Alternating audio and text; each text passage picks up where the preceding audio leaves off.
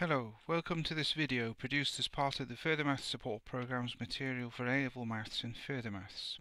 This one is the first in a series on centres of mass and moments, and we begin with a discussion of what we mean by moment.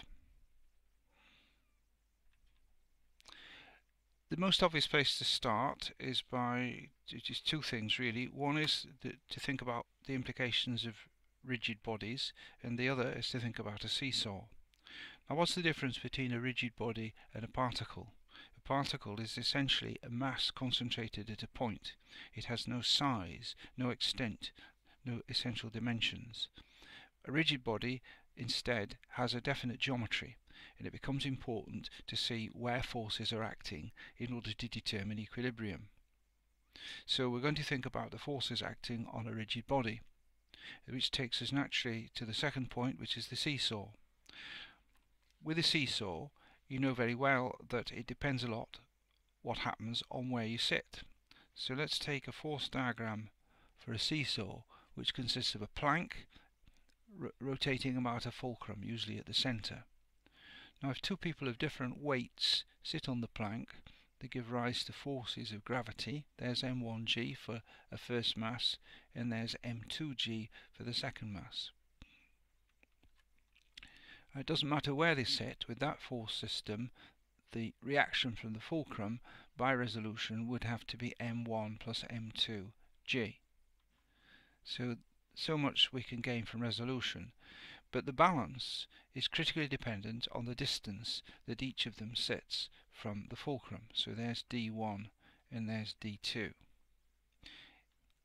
You know that if you have a small value of m2, that mass or its weight can balance the effect of a much larger mass m1 if d1 is small and d2 is large. Now, this gives us an intuitive idea of what moment is. It's the product of the force and the distance from the fulcrum. I'll tighten that up in just a moment, but that's the rough idea. So the turning effect of a force is called its moment. Now let's look at a similar case where we have two equal people. Now you can see that that will have a very different effect if we move one of them about. In that case you'd expect a balance. In this case you'd expect, for the same weights, an imbalance. You'd expect the seesaw to turn to the right. Well, the basic definition for a moment is that it's the force times the distance, and the distance must be perpendicular to the action of the line of action of the force. The units of moment are Newton meters. So here we have the moment of the force F is dependent not just on F, but on the perpendicular distance from O to the line of action of the force F, and hence the moment is Fd. Well, how do we apply that in a particular case? Well, we can think for a moment about about the sense. If you have a force and we're interested in its turning effect can be clockwise or anti-clockwise, and we conventionally take anti-clockwise as positive. So now let's look at a force system with two forces where the critical idea of the sense comes into play. If we take the 50 newtons first, that one's easy. You've got a moment of 50 newtons, a force of 50 newtons times a distance of 0.3 meters. So its moment is 50 times 0.3. The telltale perpendicular is important, and that will be plus because it's counterclockwise or anti-clockwise. Now for the other one, the distance is not at right angles to the force. So we need to consider the force's line of action extended, and we need to put in a perpendicular distance. That's nearly missed, hasn't it? A perpendicular distance. If this is by vertically opposite angles, this angle will be 60 degrees. So we can see that this distance on the side of the triangle is 0.7 times the sine of 60 degrees. That will be the perpendicular distance, so the moment, which will be negative because it's clockwise, will be minus 10 times 0.7 sine 60. So that's the calculation that we have to do to get the moment. There we are, everything spelled out in rather more detail. We've got the 50 times the 0.3, which is positive, giving the 15 Newton meters, and we've got the minus 10 times 0.7 sine 60, giving us, after we've done the working out, minus 6.06 Newton meters. So the combination, a simple bit of arithmetic, tells us that the combined moment is 8.94 Newton meters.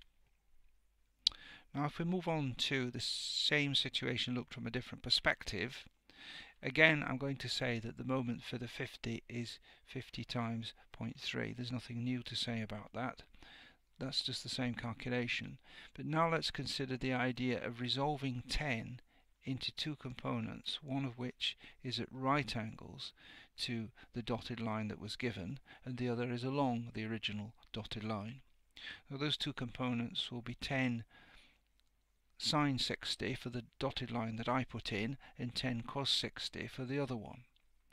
Now think about the moment about the component that's along the original dotted line, where I'm marking my new line there. That component's line of action passes through x. So that component has no moment about x, since its perpendicular distance from x to its line of action is 0. On the other hand, the one that's along the dotted line that I added in, the one that's at right angle, that's 10 sine 60, that's going to have a moment, and it's clockwise, so negative 10 sine 60 times 0.7. Now with that different way of looking at it, the first answer is just the same, clearly, but the second one has got the same factors in a different order. You compare the arithmetic there with my original analysis. We've got the sine 60 comes next to the 10 because it's a component, but we're getting exactly the same answer. So that tells us that either way of doing it is acceptable, gives the same answer, and the choice of which shouldn't be a matter of rigid obstinacy in sticking to one of them, but using the one which is easiest in the context. Well, there's the figures done for the second way. All we've done is rearrange the terms, and of course this cos 30 is the same as sine 60. So, two ways of doing moments then. Remember the clockwise and anti-clockwise, and remember that it could be done by finding the perpendicular to the line of action or by resolving. So to sum that up, the moment of a force is equal to the magnitude multiplied by the perpendicular distance. It can also be considered as having a sense, and it will be anti-clockwise or clockwise, and anti-clockwise is conventionally taken as positive. The units of moment are Newton meters, and the moment can be calculated in two ways: the force times the perpendicular distance, or we can resolve it and take the perpendicular component times that distance, times its distance. And those two different ways of looking at it can make the calculations much easier in context when working in 2 and 3 dimensions. Well, that brings us to the end of that first presentation on the moment of a force. The next one is an introduction to centres of mass.